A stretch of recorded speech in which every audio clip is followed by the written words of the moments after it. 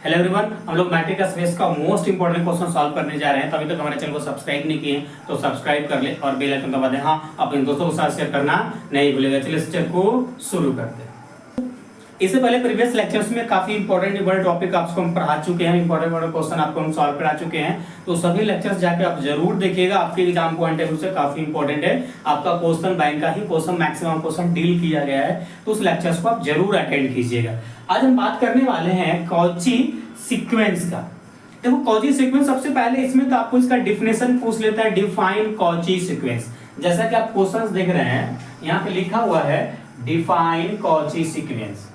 अब ये define Cauchy sequence already हम आपको प्रीवियस लेक्चर में बता चुके हैं, तो यहाँ पे आपको हम इसका डिफिनेशन नहीं बताएंगे, इंट्रोडक्शन।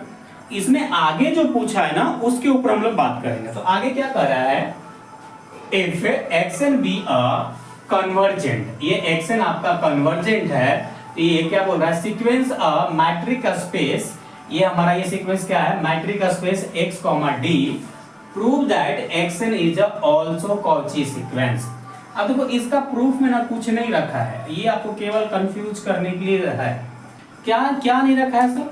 देखो आप अगर किसी भी फंक्शंस को कन्वर्जेंट प्रूफ कर दिए, कन्वर्जेंट सीक्वेंस प्रूफ कर दिए ना, तो ऑल्सो कॉची सीक्वेंस होता है, ऑल्सो कॉची सीक्वेंस होता है। मींस दैट कि केवल आप ओनली फॉर इसके ऊपर ध्यान दीजिए, कन्वर्जेंट सीक्वेंस प्रूफ कर दीजिए, ऑटोमेटिक वो ऑल्सो कॉची सीक्वेंस हो जाएगा। उसमें आपको कुछ दिमाग नहीं लगाना, इसके ऊपर कुछ दिमाग नहीं लगाना। दिमाग हमको कन्वर्जेंट के ऊपर लगाना कि कन्वर्जेंट कैसे प्रूफ होगा, मेन आपका फोकस इसके ऊपर होना चाहिए। तो चलिए हम लोग इसको प्रूफ करते हैं। तो सबसे let x n be a sequence in metric space, metric space x, d and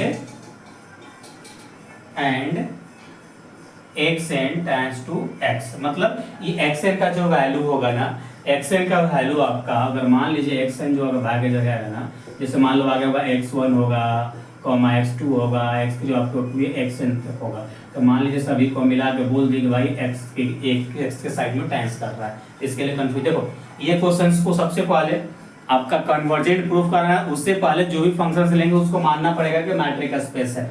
then अब उसके बाद हम मानेंगे कि एक्स एन हमारा कन्वर्जेंट सीक्वेंस है।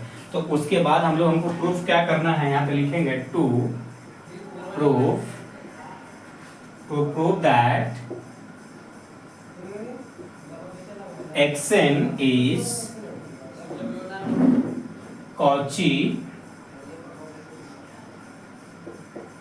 Cauchy sequence.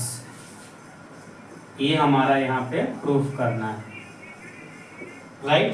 उसके बाद फिर से अगेन लेट करेंगे, लेट इलिप्सन ग्रेटर देन, यहाँ पे हम लोग 0 मान लेते हैं, यानी इलिप्सन को जो वैल्यू होगा ना, ग्रेटर देन वैल्यू होगा, ये हम मान लेते हैं कि हमारा ये गिवन दिया हुआ, ऐसा हम मान के चल रहे हैं। तो फिर क्या करेंगे, we have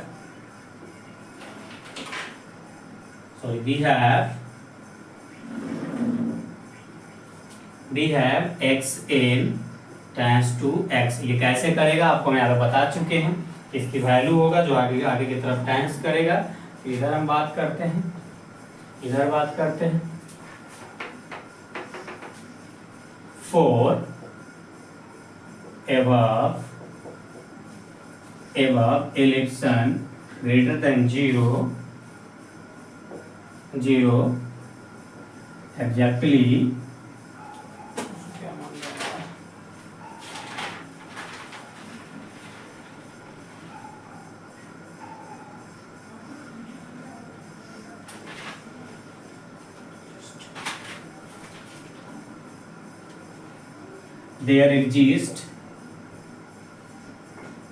there exists n belongs to natural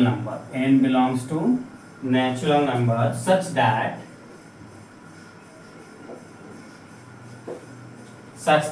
देखो यहाँ पे d हम लोग यहाँ पे कर रहे हैं xn, यहाँ पे ये रिप्लेस कर रहा है, ये जो आपका मैट्रिक स्पेसिस फॉर्म में था ना, यहाँ पे एक्स एन और एक्स के फॉर्म में ले रहे हैं, और ये belongs less than equal to क्या है, epsilon, less than equal to epsilon है। और यहाँ पे for all n greater than n का हमारा ग्रेटर देन होगा। अब यहाँ पे इलिप्सन है में हम लोग स्मॉल चेंजेस करना चाह रहे हैं। स्मॉल चेंजेस क्या करना चाह रहे हैं, हम 2 से डिवाइड करना चाह रहे हैं। क्या करना चाह रहे हैं, 2 से डिवाइड करना चाह रहे हैं। यहाँ पे लिखेंगे कंसीडर, क्योंकि यहाँ पे स्मॉल चेंजेस होगा, इससे हमारा कोई फर्क नहीं पड़ेगा, तो ऐसा मान लेते हैं consider d x n comma x n, इतना हम कंसीडर करके चल रहे हैं इसके जगह पे ये, राइट। उसके बाद फिर देखो लेस देन एच, यहाँ लिखता हूं मैं consider d x n comma x m less than equal to x n comma x plus d आपका एक्स और एक्स एम। यहाँ पे आपका क्या, आपका थर्ड प्रॉपर्टीज का अगर आप देखेंगे ना, थर्ड प्रॉपर्टीज देखेंगे, सॉरी यहाँ पे फोर्थ हमारा इस प्रकार से फोर्थ प्रॉपर्टीज था ना, फोर्थ प्रॉपर्टीज को देखेंगे सेम इसी तरीके से हम लोग वहाँ पे चल रहे थे। इन आपका ट्राइंगल, देखिए ये ऐसा ट्राइंगल रूल के पे आपको बताया था फोर्थ प्रॉपर्टीज, जिसमें मान लीजिए ये बी है, ये एल है, ये एच है। अगर आपको एच निकालना होगा तो क्या करेंगे, l square plus b square करेंगे, ऐसा करके करते थे। तो सेम जस्ट लाइक यहाँ पे एक्स एन है, तो यहाँ पे क्या करें, एक्स एन कर दिया, फिर यहाँ पे एक्स या एम कर दिया, एक्स एम कर दिया, एन नहीं है ये एक्स है, ठीक है। तो ऐसा आप देखेंगे, ऐसा मत सोचिएगा वो एम, ठीक है। अब उसके बाद क्या करेंगे, less than is equal to यहाँ पे हम एक काम कर सकते हैं ना, d x n comma x, और यहाँ पे हम लोग रिप्लेस कर देते हैं प्लस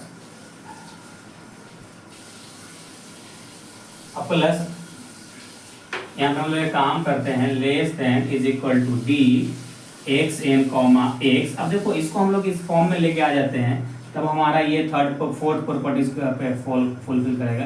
क्या इसको हम इधर लिख देते हैं, इसको इधर लिख देते, कोई फर्क नहीं पड़ता है, लिख सकते हैं, कोई इशू नहीं। अब देखो इतना बराबर less than is equal to इतना बराबर क्या माने आया था हमारा, देखो यहाँ पे इलिप्सन बाई 2 आया था। तो सेम हमारा ये सेम कंडीशन यहाँ भी है, तो ये भी हमारा इलिप्सन बाई 2 आएगा, क्योंकि यहाँ पे स्मॉल चेंजेस हो रहा था, इसलिए करके हम लोग 2 से डिवाइड डाल देंगे। स्मॉल चेंजेस से कोई फर्क नहीं पड़ता है, 2 से डिवाइड डाल दिए। और ये जो फॉर्म देख रहे हैं, जब एक्स एन कॉमा एक्स है तो हम इलिप्सन बाई 2 लिख सकते, सेम फॉर्म तो यहाँ भी है, m x m comma x है, तो एक्स हमारा एक्स ना एन की तरह बार बार बन रहा है। आप बाद में कंफ्यूज ना हो जाओ, हम गलत ना करके आ जाओ, ठीक है। आप सही है, तो हमारा इसको भी हम इलिप्सन क्या लिख सकते हैं हम लोग, epsilon by 2 plus epsilon by 2। और यहाँ पे for all n comma m greater than is equal to n, सभी एन से हमारा बड़ा है, हमारा क्या मिलेगा, ओवरऑल जो मिलेगा आपका इलिप्सन मिलेगा। देखो हमारा x n comma x m less than equal to epsilon मिला। कहाँ पे ऐसा किए तो थोड़ा ध्यान दीजिए, कहाँ पे किए, देखो यहाँ पे ये हमारा कंडीशन से कंसीडर किए, हमारे यहाँ पे फुलफिल हो रहा है। तो क्या अब हम इसको इतना को क्या हम बोल सकते हैं कि ये हमारा डी, इसको हम लोग बोल सकते हैं डायरेक्ट कि भाई हमारा x n comma x m less than is equal to epsilon, क्योंकि हमारा ये इसे सेटिस्फाई कर रहा है, इसको यहाँ पे हम बोल सकते हैं। अरे यहाँ पे तो ये सेम चीज लिखे ही है ना, सेम से लिखे हैं, तो ये नहीं लिखेंगे क्योंकि इतना इक्वल टू इतना था, तो हमारा ये आ गया, तो ये यहाँ से बोल ही सकते हैं। यहाँ पे लिख दीजिए d x n comma x m, और यहाँ पे d x n comma x m, right, इतना हो गया। उसके बाद यहाँ पे हम फाइनली अब इसको हम बोल सकते हैं कि ये हमारा ऑल्सो कॉची सीक्वेंस है, क्योंकि आप देख रहे हैं हमारा कन्वर्जेंस सीक्वेंस को फुलफिल कर रहा है। तो यहाँ पे हम लिख सकते हैं since x n is also Cauchy sequence,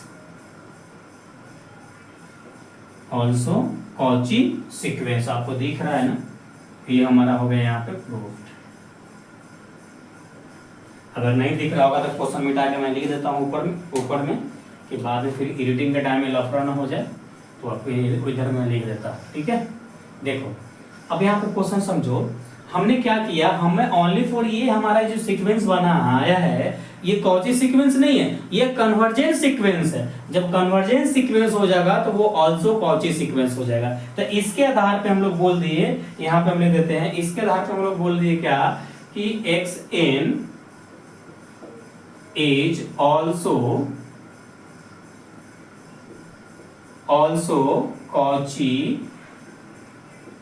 Cauchy sequence, also Cauchy sequence, right. ये आपका यहाँ पे प्रूफ होगा, ये लाइन आपको नहीं दिख रहा होगा इसीलिए मैंने लिख दिया।